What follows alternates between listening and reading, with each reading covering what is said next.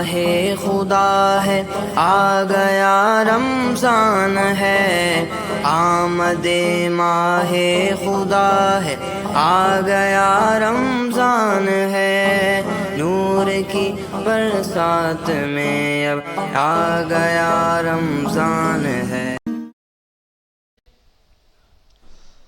الصلاۃ والسلام علیک یا رسول اللہ وعلی آلک و صحبہ یا نبی اللہ۔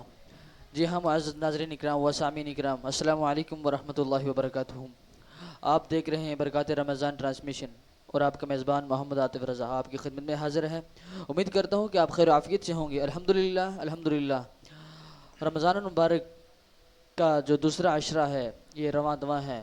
اللہ رب العزت کی رحمتوں برکتوں کو سمیٹتا ہوا اللہ رب العزت کا پیارا ماہ مبارکہ ماہ رمضان، جو اللہ کے پیارے حبیب محمد مصطفیٰ صلی اللہ تعالی علیہ وسلم کی صدقے سے ہمیں عطا ہوا، اپنی برکتوں کو سمیٹتا ہوا رواں دواں ہے۔ جی ہاں ناظرین اکرام، آج کا جو ہماری بزم ہے، آج کی جو ہماری ٹرانسمیشن ہے اور آج کے جو ہمارے ساتھ قاری حضرات شریک ہیں جو اس پروگرام کا آغاز کریں گے اللہ رب العزت کی پیاری کتاب سے، جو ہمارا پہلا سیگمنٹ ہے برکات قرآن، اس کا جو آغاز کریں گے ہر دل عزیز شخصیت حافظ محمد توصیف قادری۔ السلام علیکم ورحمۃ اللہ وبرکاتہ۔ وعلیکم السلام ورحمۃ اللہ وبرکاتہ۔ کیسے ہیں قاری صاحب؟ طبیعت آپ کی کیسی ہے؟ اللہ کا کرم ہے۔ بہت بہت شکریہ۔ اسی کے ساتھ ہے جو اللہ کے پیارے حبیب محمد مصطفیٰ صلی اللہ تعالی علیہ وسلم کی تعریف بیان کریں گے، ثناہانی کریں گے، جو ہمارا دوسرا سیگمنٹ ہے تعریف مصطفیٰ صلی اللہ تعالی علیہ وسلم، وہ پیش کریں گے حافظ محمد آصف قادری۔ السلام علیکم ورحمۃ اللہ۔ ورحمۃ اللہ وبرکاتہ۔ جی ہاں ناظرین اکرام، ابھی اس پروگرام کا آغاز کرنے کے لیے میں قاری محمد توصیف قادری صاحب سے گزارش کروں گا کہ اللہ رب العزت کی پیاری کتاب سے اس پروگرام کا، اس بزم کا، اس آج کے اس نشست کا آغاز فرمائیں۔ برکات رمضان، برکات رمضان، برکات رمضان۔ اعوذ باللہ من الشیطان الرجیم،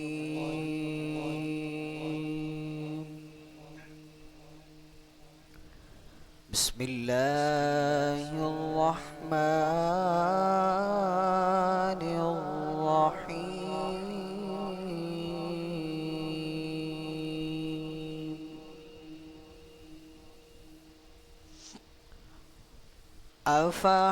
افحسبتم انما خلقناكم عبثا وانكم الينا لا ترجعون۔ سبحان اللہ۔ فتعالى الله الملك الحق، لا إله إلا هو رب العرش الكريم۔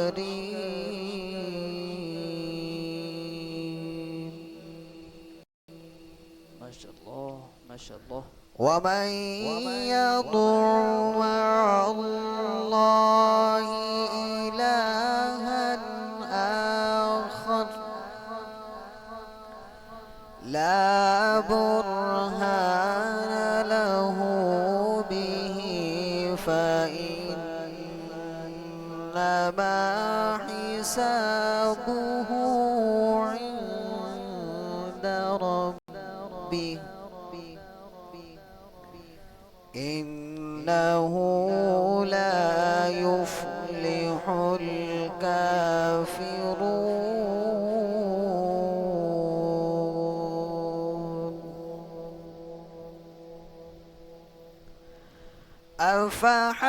أفحسبتم أنما خلقناكم عبثا وأنكم إلينا لا ترجعون۔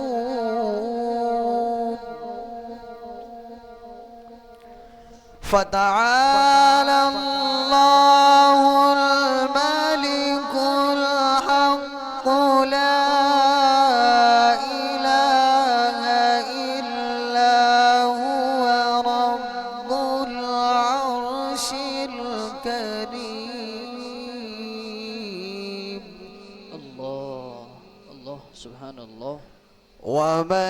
يدع مع الله إلها آخر لا برهان له به فإنما الله لا برهان له به فإنما حسابه عند ربه الله إنه لا يفلح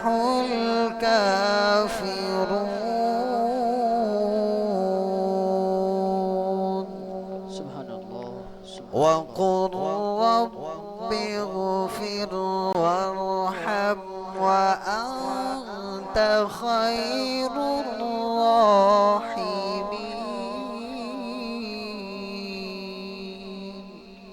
صدق الله العظيم سبحان اللہ ماشاء اللہ. بہت بہت شکریہ قاری صاحب. اللہ رب العزت آپ کی آواز میں اور اس طرح آپ اللہ رب العزت کی پیاری کتاب کی تلاوت کرتے رہیں. اب آپ کی آواز میں برکتیں عطا فرمائے. جی ہاں ناظرین اکرام, اگلے سیگمنٹ کی طرف جا رہا ہوں جو ہے اللہ رب العزت کے پیارے حبیب کی تعریف مصطفیٰ, اور ہمارے ساتھ موجود ہیں حافظ آصف قادری. ان سے گزارش کروں گا کہ اللہ رب العزت کے پیارے حبیب کی تعریف بیان کریں. صلی اللہ علیہ یا رمضان برکات رمضان برکات رمضان اللہ برکات رمضان برکات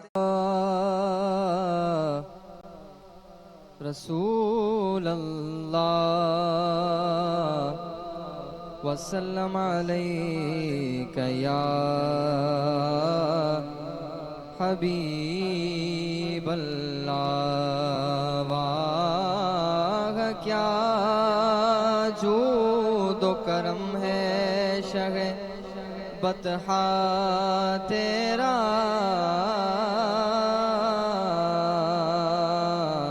واہ کیا جود و کرم ہے شہ بطحا تیرا. نہیں سنتا ہی نہیں مانگنے والا تیرا. صلی اللہ علیہ یا رسول اللہ وسلم علیک یا حبیب اللہ. سبحان اللہ. کوئی سلیقہ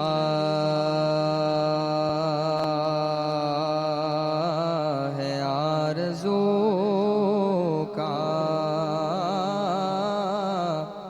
سبحان اللہ. کوئی سلیقہ ہے آرزو کا, کوئی سلیقہ ہے آرزو کا. نا بندگی میری بندگی ہے, یہ سب تمہارا کرم ہے آقا, یہ سب تمہارا کرم ہے آقا. کوئی سلیقہ ہے آرزو کا, نہ بندگی میری بندگی ہے, یہ سب تمہارا کرم ہے آقا, یہ سب تمہارا کرم ہے آقا. کہ بات اب تک بنی ہوئی ہے, یہ سب تمہارا کرم ہے آقا. بشیر کہیے نذیر کہیے انہیں سراج منیر کہیے جو سر بسر ہے کلام ربی وہ میرے آقا کی زندگی ہے یہ سب تمہارا کرم ہے آقا. اللہ اکبر سبحان اللہ. بہت ہی پیاری نعت رسول مقبول صلی اللہ تعالی علیہ وسلم پڑھنے کے ساتھ حاصل کر رہے تھے حافظ آصف قادری. اللہ رب العزت نے حضور کی سناہانی کرتے رہنے کی توفیق عطا فرمائے اور اس طرح ان کی زبان میں مٹھاس رکھے. جی ہاں ناظرین اکرام اگلے کے سیگمنٹ کی طرف جا رہا ہوں جو ہے اوراد و وظائف روحانی علاج. اور الحمدللہ پچھلے جتنے بھی ہمارے پروگرام گزرے ہیں ان سب میں اس سلسلے کو ہم نے برقرار رکھا ہے اور امید ہے کہ آگے آنے والے بھی جو ہمارے پروگرام رہ گئے ہیں ان میں بھی اس سلسلے کو برقرار رکھیں گے اور آپ دیکھتے رہیں ہمارے ساتھ رہیں. تو ہمارے ساتھ شریک ہیں ہر دل عزیز شخصیت محترم جناب محمد کامران قادری. السلام علیکم ورحمۃ اللہ وبرکاتہ. وعلیکم السلام ورحمۃ اللہ وبرکاتہ. کیسے گھر سب ٹھیک ہیں خیریت سے ہیں؟ الحمدللہ رب العالمین علی کل حال. قاری صاحب آج ہمارے ناظرین کے لیے ہمارے لیے وظیفہ لے کر آئے ہیں وہ برکات رمضان برکات رمضان برکات رمضان رمضان. الحمدللہ عاطف بھائی اللہ تبارک و تعالیٰ کا کروڑوں ہے احسان. اللہ تبارک و تعالیٰ کا کرم کہ اللہ تبارک و تعالیٰ نے ماہ رمضان المبارک میں ہمیں یہ کام نیکی والے کام کرنے کی توفیق عطا فرمائی ہے. بے شک یقیناً یہ سعادت کی بات ہے کہ حضور نبی پاک صلی اللہ تعالیٰ علیہ وآلہ وسلم کی دکھیاری امت کو مصیبتوں سے نکال کر آسانیوں میں ڈالنا یہ بہت ایک بڑی بات ہے. بے شک اللہ تبارک و تعالیٰ نے ہمیں یہ توفیق عطا فرمائی. اللہ تبارک و تعالیٰ کا احسان فضل کہ اس نے ہمیں اس ماہ مبارکہ میں لوگوں کی دکھ مصیبتیں ہیں جو پریشانیاں ہیں ان کو دور کرنے کا کچھ ہمیں توفیق عطا فرمائی ہے. آج ہم اپنے ناظرین کے لیے جو ایک وظیفہ لے کر آئے ہیں بہت ہی خوبصورت ہے. یقیناً انسان کے دل کا زندہ رہنا اور اس کا ایمان پر خاتمہ ہونا یہ ایک بہت بڑی چیز ہے. بے شک انسان اچھے اعمال تو کرتا ہے لیکن اگر اس کا خاتمہ ایمان پر نہیں ہوا نا تو اس کا دنیا کا میں اس نے جتنا بھی کیا نیک اعمال کیے ہیں یا جتنا بھی کیا اس کا کیا دھرا سب بیکار ہے. اس کی وجہ یہ ہے کہ اس کا جو آخری وقت تھا وہ ایمان کے ساتھ وہ دنیا سے نہیں گیا. تو اگر آپ چاہتے ہیں کہ ہمارا خاتمہ ایمان پر ہو ہمارا دل زندہ رہے جب آخری لمحات ہوں تو نبی پاک صلی اللہ علیہ وسلم کا چہرہ مبارکہ ہمارے سامنے ہو اور ہم کلمہ طیبہ پڑھتے ہوئے دنیا سے جائیں تو لیجئے یہ وظیفہ آپ کے لیے ہے. وہ وظیفہ یہ ہے یا حی یا قیوم لا الہ الا انت یا حی یا قیوم لا الہ الا انت. یہ 41 مرتبہ پڑھنا ہے. ٹائم کی کوئی قید نہیں ہے. ہر بار میں یہی کہتا ہوں کہ ہر وظیفے سے پہلے درود پاک لازمی طور پر پڑھنا ہے. 11 مرتبہ آپ پڑھ کے یہ وظیفہ کریں انشاءاللہ اللہ کی رحمت سے آپ کا خاتمہ ہمارا خاتمہ ایمان پر ہوگا. اللہ تبارک و تعالیٰ کی بارگاہ میں دعا ہے کہ اللہ تبارک و تعالیٰ ہمارا خاتمہ ایمان پر فرمائے. آمین. آمین. بہت بہت شکریہ محترم جناب قاری محمد کامران قادری صاحب. بہت ہی عمدہ ایک اللہ رب العزت کا کلام بتایا ہے کہ انشاءاللہ آپ بھی اپنائیں ہم بھی اپنانے کی کوشش کریں گے تو اللہ رب العزت ہمارا خاتمہ ایمان پر فرمائے گا ضرور. جی ہاں ناظرین کرام ایک اور اسی پروگرام میں ایک اور کلام شامل کروانا چاہوں گا حافظ آصف قادری سے کہ کوئی پیارا سا ایک اور نعت پڑھیں. صلی اللہ علیہ یا رسول اللہ وسلم عليك يا حبيب الله منگتے خالی ہاتھ نہ لوٹے کتنی ملی خیرات نہ پوچھو منگتے خالی ہاتھ نہ لوٹے کتنی ملی خیرات نہ پوچھو منگتے خالی ہاتھ نہ لوٹے کتنی ملی خیرات نہ پوچھو ان کا کرم پھر ان کا کرم ہے ان کا کرم پھر ان کا کرم ہے ان کے کرم کی بات نہ پوچھو ان کا کرم پھر ان کا کرم ہے ان کے کرم کی بات نہ پوچھو میں کیا اور کیا میری حقیقت سب کچھ ہے سرکار کی نسبت میں کیا اور کیا میری حقیقت سب کچھ ہے سرکار کی نسبت تیری نسبت سے ہے توقیر میری لوگوں میں تو الگ ہو تو میری ذات میں رکھا کیا ہے دنیا سلام کرتی ہے حیرت کی بات ہے میں کچھ نہیں ہوں بس تیری نسبت کی بات ہے میں کیا اور کیا میری حقیقت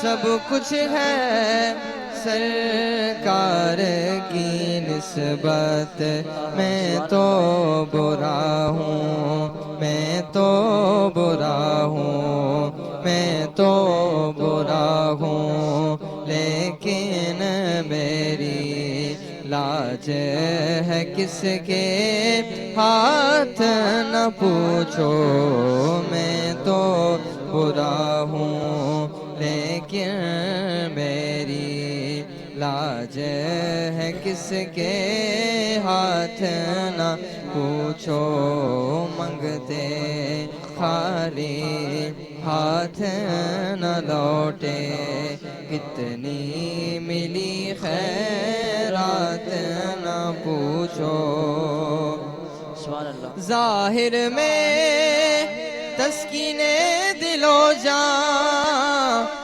باطن میں معراج دل و جان ظاہر میں تسکین دل و جان باطن میں معراج دل و جان نام نبی پھر نام نبی ہے نام نبی پھر نام نبی ہے نام نبی کی بات نہ پوچھو نام نبی پھر نام نبی ہے نام نبی کی بات نہ پوچھو منگتے خالی ہاتھ نہ لوٹے کتنی ملی خیرات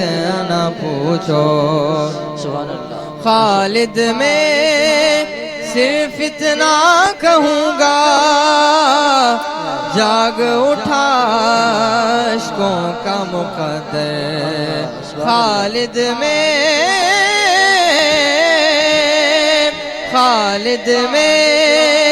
صرف اتنا کہوں گا جاگ اٹھا عشقوں کا مقدر یاد نبی میں روتے روتے یاد نبی میں روتے روتے کیسی کٹی ہے رات نہ پوچھو یاد نبی میں روتے روتے کیسی کٹی ہے رات نہ پوچھو منگتے خالی ہاتھ نہ لوٹے کتنی ملی خیرات نہ پوچھو ان کا کرم پھر ان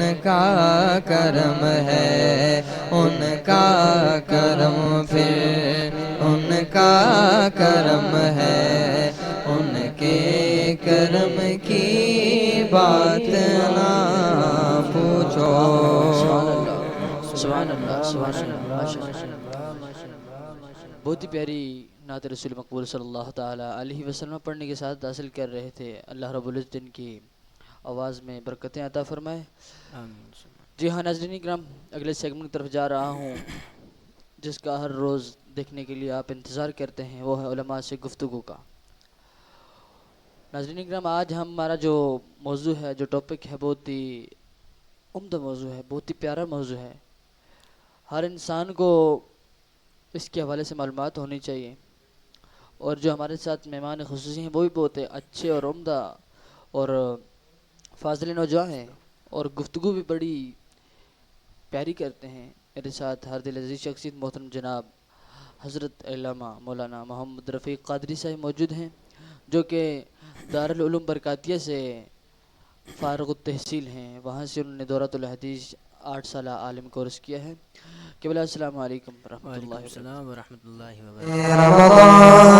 برکات رمضان برکات رمضان برکات مثلاً زندگی جو ہمیں اللہ رب العزت نے دی ہے کہ اس کا کوئی مقصد بھی ہوگا، اور اسی موضوع کے متعلق ہم علامہ صاحب سے آج سیکھیں گے، سنیں گے۔ لیکن اس موضوع کو ہم نے کچھ تقسیم کیا ہے، کچھ قسموں میں تقسیم کیا ہے، کچھ حصے اس کے رکھے ہیں تاکہ اسٹیپ بائی اسٹیپ بات ہوگی تو انشاءاللہ ہمیں سمجھنے میں بہت آسانی ہوگی۔ کیا خیال ہے علامہ صاحب؟ انشاءاللہ۔ تو میں شروع کروں؟ علامہ صاحب، پہلے تو مختصر موضوع کا جو ہمارا ٹائٹل ہے وہ ہے مقصد حیات، لیکن اس کا جو پہلا ایک جز کہیں تو وہ یہ ہے کہ ہماری زندگی کا جو اللہ رب العزت نے ہمیں زندگی دی ہے، اس کا مقصد کیا ہے؟ بسم اللہ الرحمن الرحیم، الصلاۃ والسلام علیک یا سیدی یا رسول اللہ وعلی آلک و اصحابک یا سیدی یا حبیب اللہ، الصلاۃ والسلام علیک یا سیدی یا نبی اللہ وعلی آلک و اصحابک یا سیدی یا نور اللہ۔ بسم اللہ الرحمن الرحیم، افحسبتم انما خلقناکم عبثا وانکم الینا لا ترجعون، آمنت باللہ صدق اللہ مولانا العظیم۔ بعد از حمد و ثنا، سب سے پہلے اللہ رب العزت کا بے حد احسان، اس کا شکر ہے کہ مالک کائنات میں ہمیں پھر سے ایک مرتبہ اس پر رونق مجلس کو سجانے کی توفیق عطا فرمائی۔ بے شک۔ آپ نے جس انداز سے اس کام کو شروع کیا ہے، اللہ رب العزت کی بارگاہ میں دعا ہے کہ اللہ پاک آپ کے اس کام کو، اللہ پاک آپ کو اپنے اس مشن میں دن دگنی رات چگنی ترقیاں نصیب فرمائے۔ آمین۔ یقیناً آج کے ہمارے اس دور میں ہر فرد کو اس چیز کی ضرورت ہے، بے شک۔ کیونکہ اگر ہم دیکھیں تو سوشل میڈیا کا دور ہے، ہر بات لوگ علماء اکرام سے کم سنتے ہیں مساجد میں جا کر، لیکن گھر بیٹھے بیٹھے اپنے موبائل کے ذریعے بہت زیادہ سیکھ جاتے بے ہیں۔ شک، یہی بات ہے۔ اس کی وجہ یہ ہے کہ سوشل میڈیا کا دورہ ہے۔ اب جس طرح سے، جس انداز سے آپ نے اس کام کا آغاز کیا ہے، اللہ پاک اس کو پائے تکمیل تک پہنچائے، اللہ پاک مزید ترقیاں نصیب فرمائے۔ آمین۔ تو سب سے پہلے جو آپ نے سوال کیا کہ ہماری زندگی کا کچھ مقصد بھی ہے، تو اس بارے میں اللہ رب العزت نے خود اپنے پاک کلام میں ارشاد فرمایا ہے کہ افحسبتم انما خلقناکم عبثا وانکم الینا لا ترجعون. اللہ پاک فرماتا ہے اے میرے بندو کیا تم یہ گمان کرتے ہو یہ سوچتے ہو کہ اللہ رب العزت تمہیں کوئی بیکار پیدا کیا ہے؟ اللہ وَأَنَّكُمْ إِلَيْنَا لَا تُرْجَعُونَ. اللہ فرماتا ہے کیا تمہیں میری طرح لوٹ کر نہیں آنا؟ اللہ اکبر. اب دیکھیں اس آیت مبارکہ میں اللہ رب العزت کتنے محبت بھرے انداز سے اپنے بندوں کو یہ اپنے زندگی کا مقصد سمجھا رہا ہے. اللہ رب العزت بتانا یہ چاہ رہا ہے میرے بندوں میں نے تمہیں کسی مقصد کے تحت پیدا فرمایا ہے. بیکار کوئی چیز دنیا میں اللہ رب العزت نے پیدا نہیں فرمائی. اللہ خود بیان فرما رہا ہے افحسبتم انما خلقناکم عبثا وانکم الینا لا ترجعون. کیا تم یہ گمان کرتے ہو کہ میں تمہیں بیکار پیدا فرمایا ہے؟ حالانکہ ایسا نہیں ہے.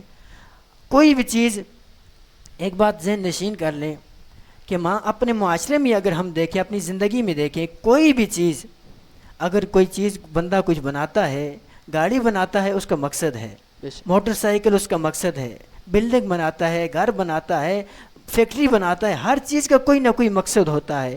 کوئی بھی چیز جب بنائی جاتی ہے ایجاد کی جاتی ہے جب اس کی صنعت کاری ہوتی ہے تو اس کا پیچھے کوئی ایک بہت بڑا مقصد ہوتا ہے. ہر کام اس کے مقصد کے تحت کیا جاتا ہے مقصد کے تحت اس کام کو پورا کرنے کی کوشش کی جاتی ہے. ظاہر سی بات ہے جب جس مقصد کے تحت اس کام کو کیا جا رہا ہے اگر اس مقصد پر وہ کام نہ ہوتے ہیں اس کام کو ہم نہ کر سکے اس مقصد کے تحت تو ہمارا جب مقصد فوت ہو گیا تو وہ کام کرنا فائدہ ہی نہیں ہے. وہ بیکار ہو گیا گویا کہ اس کا فائدہ ہی کوئی نہیں. اب جیسے بلڈنگ بنائی ہم نے بنا کر رکھ دی نہ ہم اس میں کسی کو رہنے کے لیے جگہ دے رہے ہیں نہ خود رہ رہے ہیں فائدہ تو کچھ نہیں ہے نقصان ہی ہے نا بیکار ہے فضول ہے. اسی طرح اللہ رب العزت نے ہمیں زندگی عطا فرمائی ہے ہمیں اللہ رب العزت نے پیدا فرمایا ہے ہمیں تخلیق فرمایا ہے انسانوں کو تو اس ساتھ میں ایک مقصد بھی عطا فرمایا ہے. اللہ رب العزت نے انسان کو پیدا کرنے کا مقصد ارشاد فرمایا.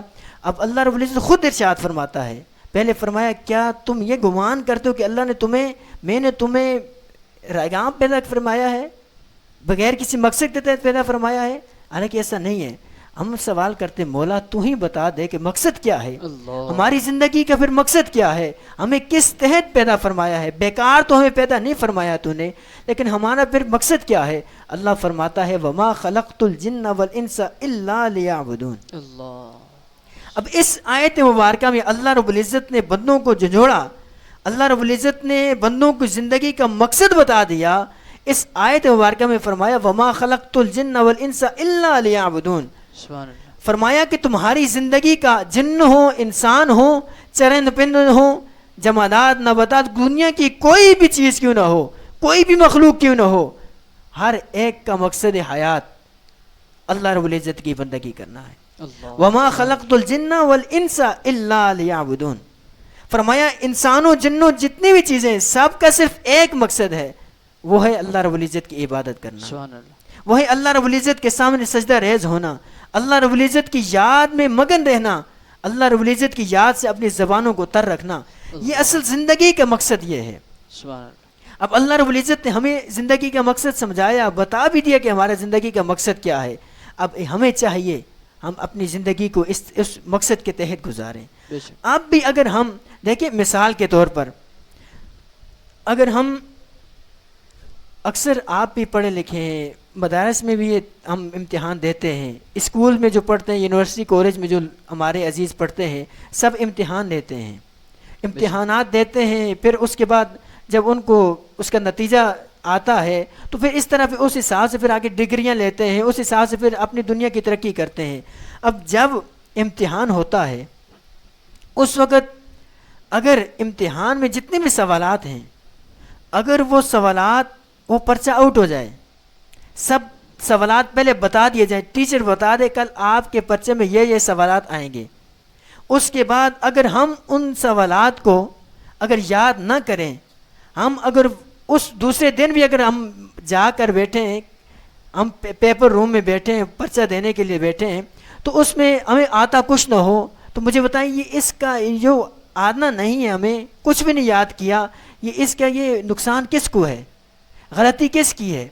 ہماری غلطی ہے. ٹیچر نے ہمیں بتایا آپ کا پرچہ یہ ہے، آپ کے سوالات یہ ہیں، کل آپ نے یہ سوالات حل کرنے ہیں، اس کے باوجود ہم نے محنت نہیں کی، ہم نے کوشش نہیں کی، تو غلطی ہماری ہے، اس کی سزا ہمیں بھگتنی پڑے گی۔ جب ہم فیل ہو جائیں گے ہمارا سال ضائع ہو جائے گا، پھر دوبارہ سے اسٹارٹ ہوگا، وہی سال ہم نے پڑھنا پڑے گا، پھر دوبارہ سے محنت کرنی پڑے گی۔ اب اسی طرح ہماری زندگی کا مقصد ہے، اللہ رب العزت ہمیں پیدا فرمایا، زندگی کا مقصد بتایا۔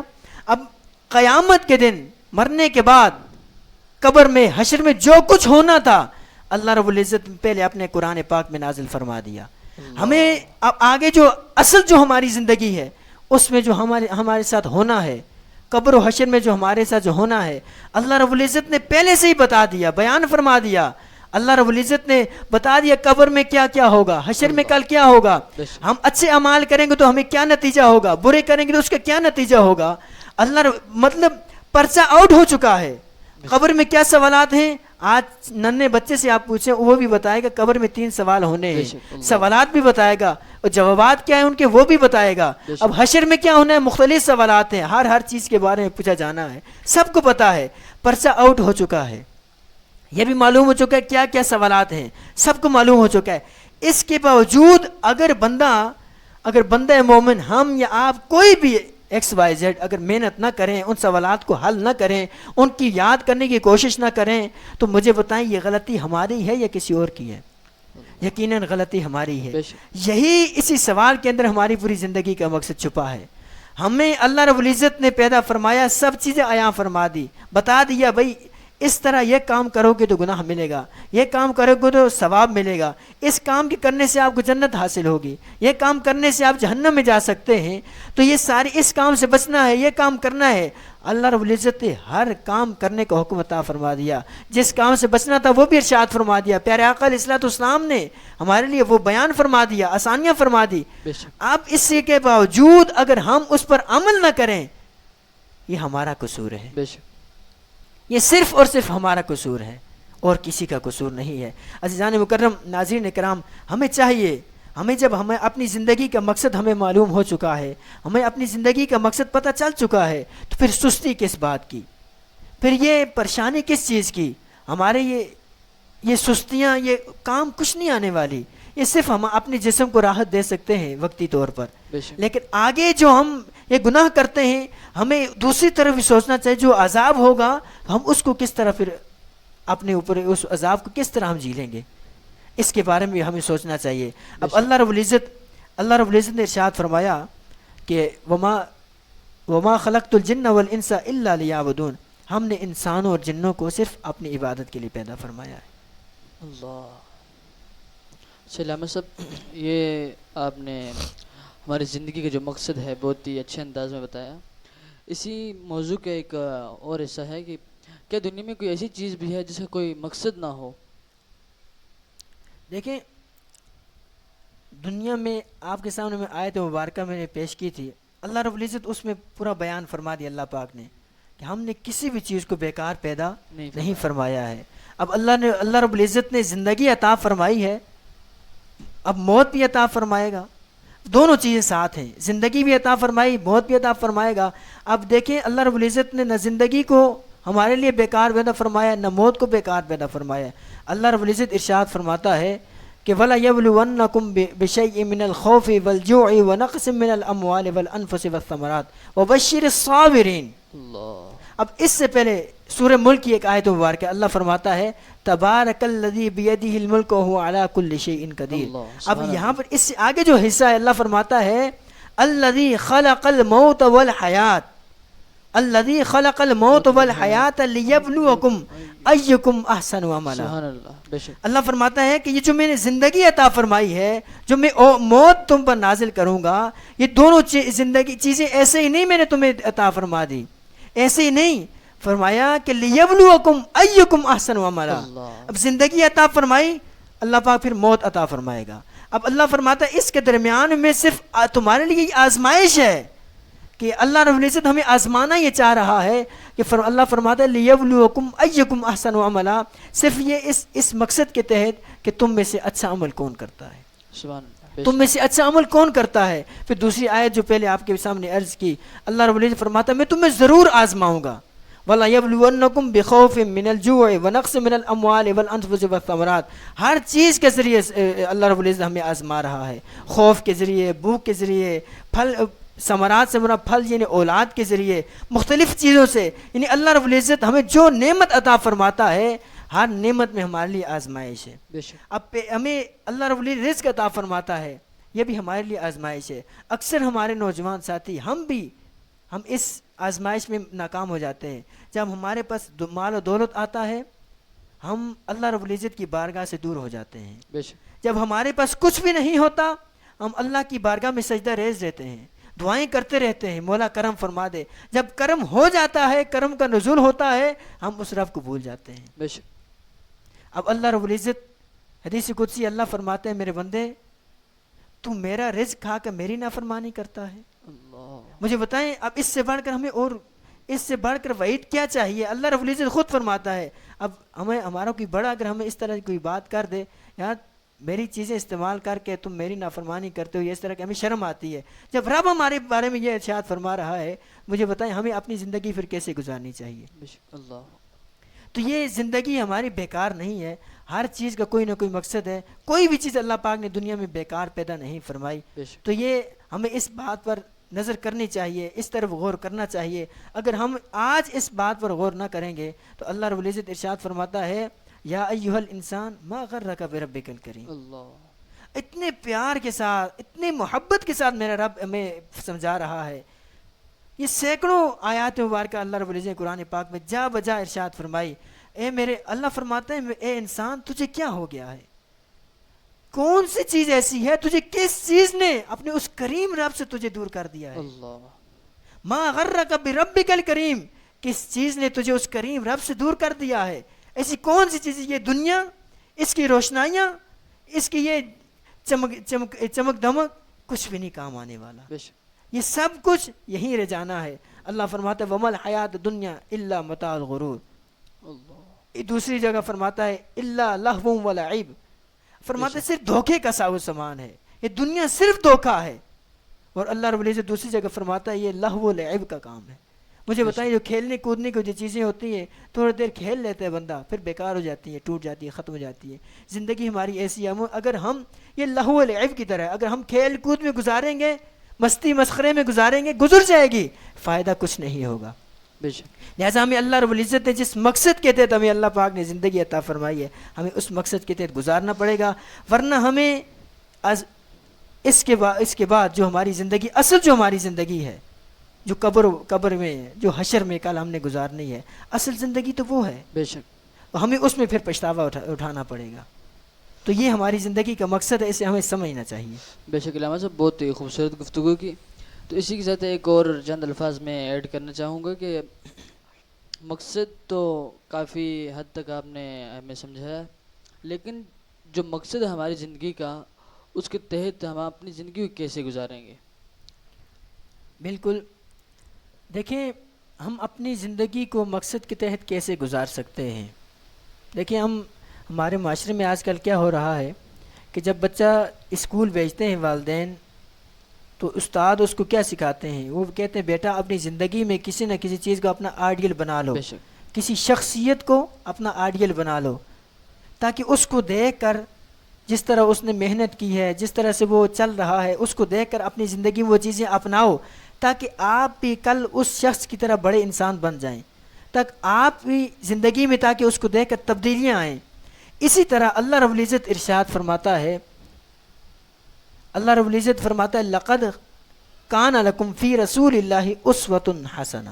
اللہ اب اس آیت مبارکہ میں اللہ رب العزت ہمیں اپنی زندگی کو کس طرح گزارنا ہے، اس مقصد کو پورا کس طرح کرنا ہے، کس طرح اس مقصد کو ہم نے گزارنا ہے، اللہ رب العزت نے بتا دیا. بے شک کوئی چیز ایسی نہیں ہے جو قرآن و حدیث میں نہ ہو، لیکن بات صرف فرق اس بات کا ہے، صرف اس چیز کی ضرورت ہے کہ ہم اس چیز تک پہنچ نہیں سکتے، ہم قرآن تک پہنچ نہیں سکتے، ہم حدیث تک پہنچ نہیں سکتے، ہم دین سے دور ہو چکے ہیں.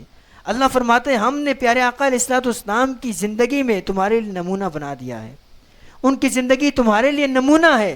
اب جب ہمارے لیے وہ آئیڈیل ہے، نمونہ وہ ہے، ہمیں ان کی پیارے آقا علیہ الصلوۃ والسلام کی سیرت پر چلنا پڑے گا. پیارے آقا علیہ الصلوۃ والسلام کی سیرت میں ہمارے لیے شب و روز ہم ہمیں کیا چاہیے، ہمیں زندگی جو گزارنی ہے اس میں کون سی ایسی چیز ہے جس کے بارے میں ہمیں پیارے آقا علیہ الصلوۃ والسلام نے نہ بتایا ہو. بے شک ہم اللہ. نے کس طرح اٹھنا ہے، کس طرح سونا ہے، سونے کے طریقے بتائے ہیں، اٹھنے کے آداب بتائے ہیں، چلنے پھرنے کا طریقہ بتایا ہے، کھانے پینے کا طریقہ بتایا، پینے کا طریقہ بتایا، ہر چیز کا طریقہ بتایا ہے. آپ کسی بھی شعبے میں چلے جائیں، ہر شعبے میں پیارے آقا علیہ الصلوۃ والسلام نے ہر شعبے کے بارے میں احادیث مبارکہ میں بیان فرمایا ہے. کوئی ایسا شعبہ نہیں ہے جو ہماری قرآن و حدیث سے باہر ہو. آج کل وہ الگ بات ہے، یہ جو سائنسدان ہے یہ الگ طریقے سے بیان کرتے ہیں، اور ہمارے لوگ اور یہ جو سیکولرزم ہے اور یہ دوسرے جو لوگ ہیں یہ لوگوں کے ذہن خراب کر کے کہتے نہیں یہ سائنسدانوں نے ایجاد کیے، یہ انہوں نے بتایا. یہ سب کچھ جو بھی کیا ہے 1400 سال پہلے پیارے آقا علیہ الصلوۃ والسلام نے بیان فرما دیا ہے. اللہ رب العزت نے قرآن میں بیان فرما دیا ہے. اس کے بعد جتنی بھی چیزیں یہ ایجاد ہوئی ہیں یہ ان قرآن و حدیث کو لے کر، وہ الگ بات ہے مسلمانوں نے اس چیز کو چھوڑ دیا، لیکن آج انگریز سائنسدان یہ اس چیز کو اپنا رہے ہیں. بے شک. وہ ان چیزوں کے پر تحقیق کر کے وہ اپنے آپ کو کامیاب کر رہے ہیں. ہم نے چھوڑ دیا، ہم لوگ ناکام ہو رہے ہیں. آج ہم دیکھیں مسلمانوں کو کہیں عزت ہے؟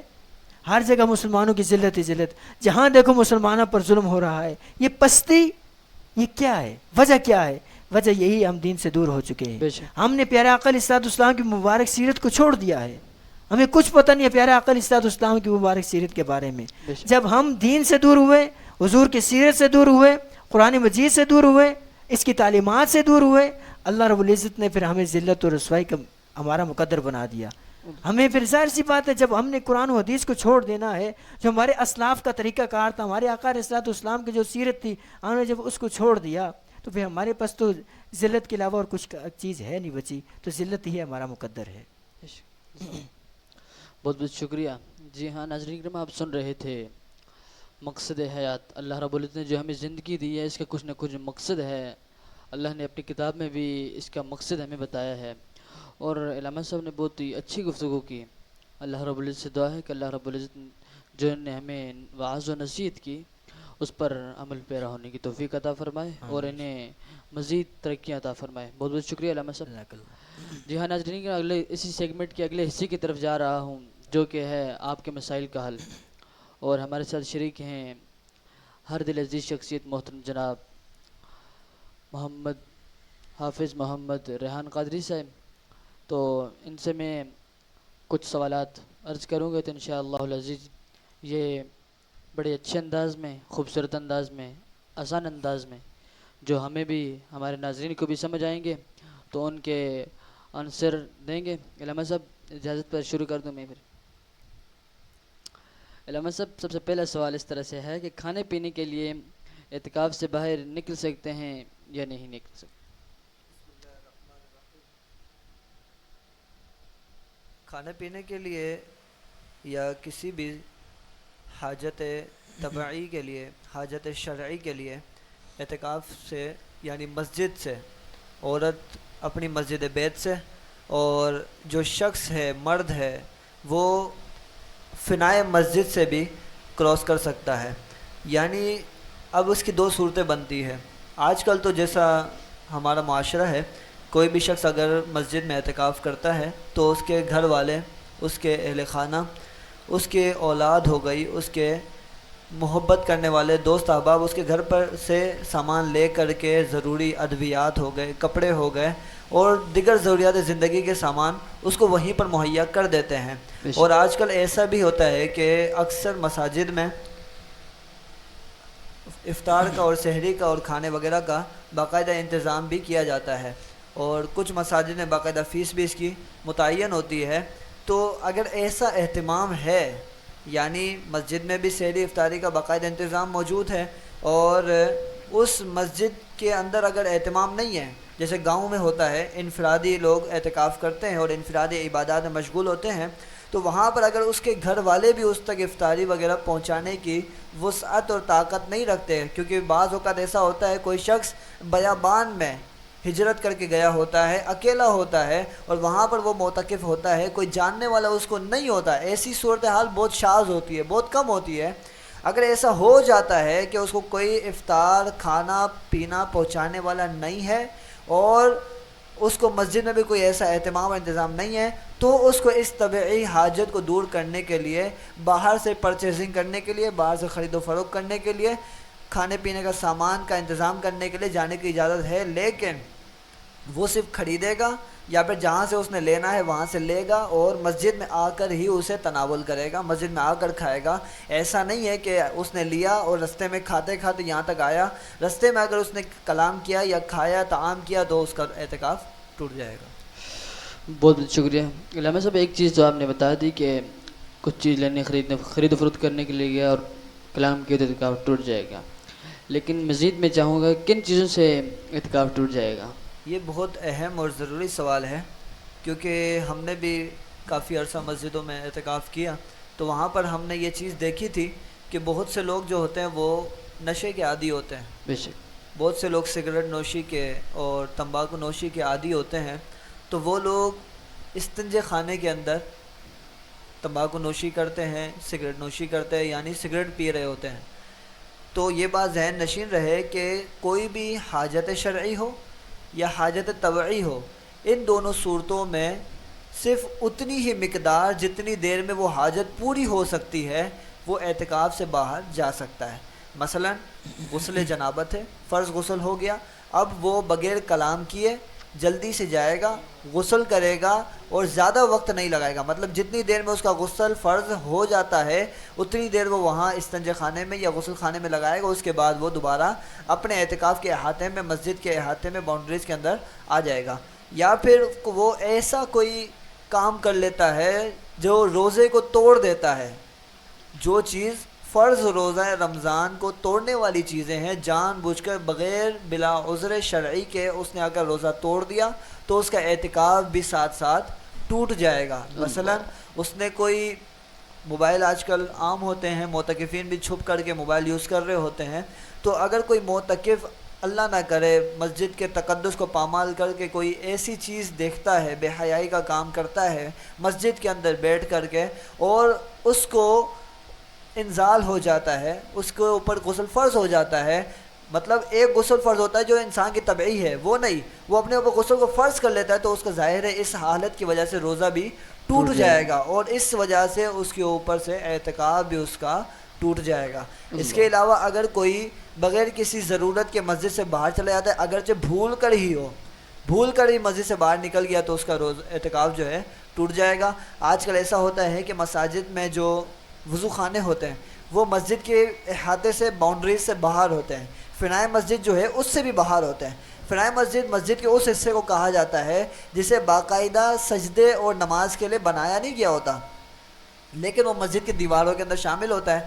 مثلا پرانے دور میں ہم چلے جائیں تو واش روم وغیرہ اس طرح ڈیزائن کیے گئے ہوتے تو ان کے دروازے مسجد کے اندر کھلتے تھے، تو وہ فنائے مسجد کا حصہ ہوتے تھے، تو وہ واش روم بھی فنائے مسجد میں داخل ہوتے تھے۔ اس صورت میں واش روم جانے سے بھی اعتکاف نہیں ٹوٹتا تھا۔ لیکن آج کل کے جو ڈیزائن ہوتے ہیں وہ باقاعدہ منازل کے اوپر مساجد بنی ہوتی ہے اور کسی کونے کے اوپر نیچے جا کر سیڑھیوں سے بالکل علیحدہ قسم کے پورشن کے اندر واش روم اور استنجے خانے، غسل خانے بنے ہوئے ہوتے ہیں، وضو خانے بھی اسی طرح قائم کیے ہوئے ہوتے ہیں۔ تو ایسی صورت کے اندر وہاں پر بھی زیادہ مطلب جتنی حاجت ہے اس کے علاوہ رکتا ہے، کلام کرتا ہے، اس کا اعتکاف ٹوٹ جائے گا۔ مثلا آج کل کوئی ٹوتھ پیسٹ کرتا ہے، دانت صاف کرتا ہے وہاں بیٹھ کر، تو وہ ایک علیحدہ چیز ہے جو اگر نہ کرے تو انسان اعتکاف کو گزار سکتا ہے، تو وہ کام بھی اگر وہ وضو خانہ مسجد کے فنائے حصے میں بھی نہیں ہے تو باہر ہے اور وہاں پر جا کر وہ اس طرح کے معاملات کرتا ہے، اس کا روزہ اعتکاف جو ہے اس کا ٹوٹ جائے گا۔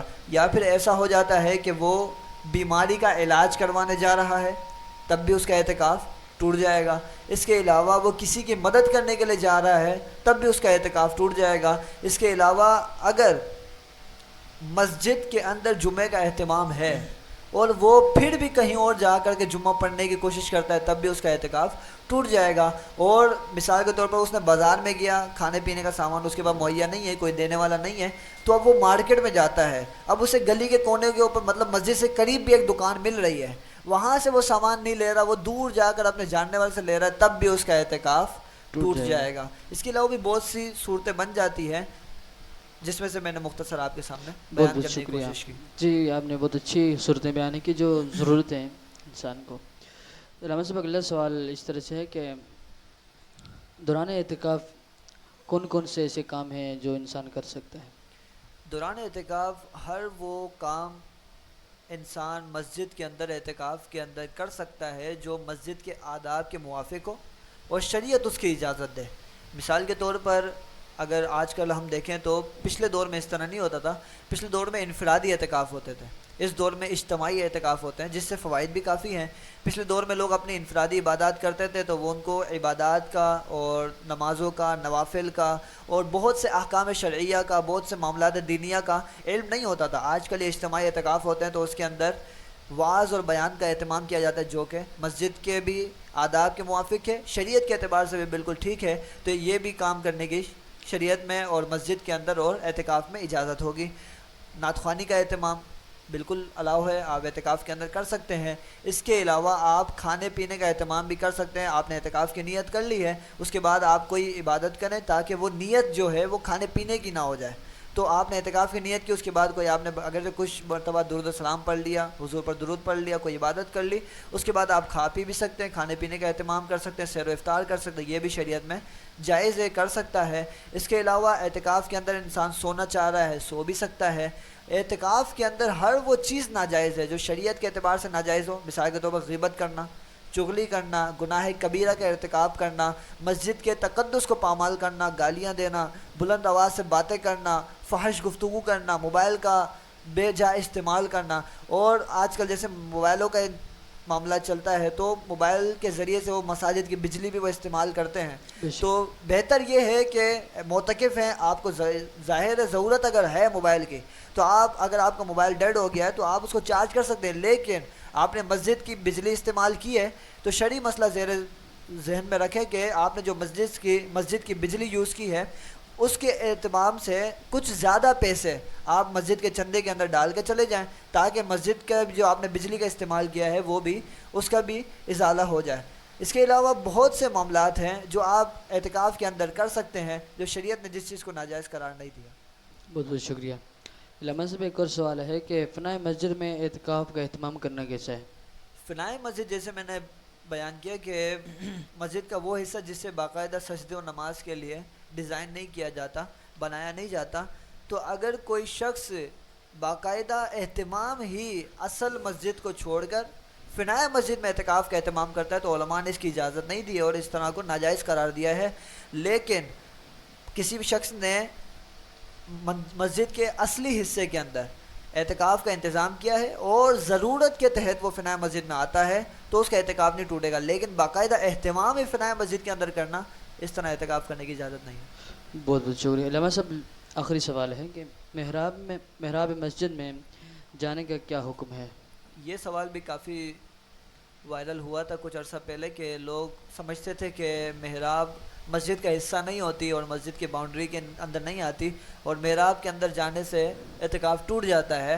کوئی اعتکاف معتکف اگر محراب کے اندر بیٹھتا تھا تو اسے بھی کافی ڈانٹا جاتا تھا۔ جب ہم بھی اعتکاف میں بیٹھتے تھے چھوٹے تھے تو ہم بھی یہ دیکھتے تھے کہ کوئی محراب کے اندر جاتا تو اسے ڈانٹا جاتا اور کہا جاتا تھا کہ معتکف کا اعتکاف ٹوٹ جاتا ہے۔ پہلے یہ بھی سنا تھا کہ آسمان کے نیچے جاتا ہے تو اعتکاف ٹوٹ جاتا ہے، ایسا کچھ بھی نہیں ہے۔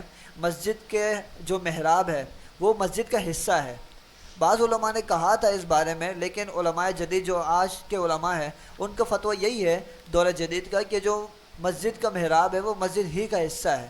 اس کے اندر اگر کوئی نماز پڑھتا ہے، اس کے اندر اگر کوئی اعتکاف کرتا ہے، اعتکاف کی حالت میں چلا جاتا ہے تو اس سے اعتکاف کو کوئی فرق اور حرج نہیں ہوگا۔ بہت بہت شکریہ۔ جی ہاں ناظرین اکرام، آپ دیکھ رہے ہیں برکات رمضان ٹرانسمیشن۔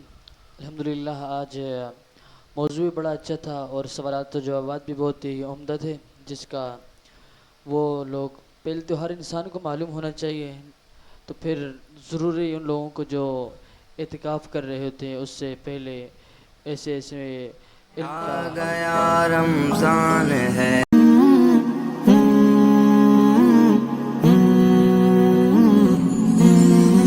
برکات رمضان آیا، برکات رمضان آیا، آمد ماہ خدا ہے، آ گیا رمضان ہے، آمد ماہ خدا ہے، آ گیا رمضان ہے، نور کی برسات میں اب آ گیا رمضان ہے.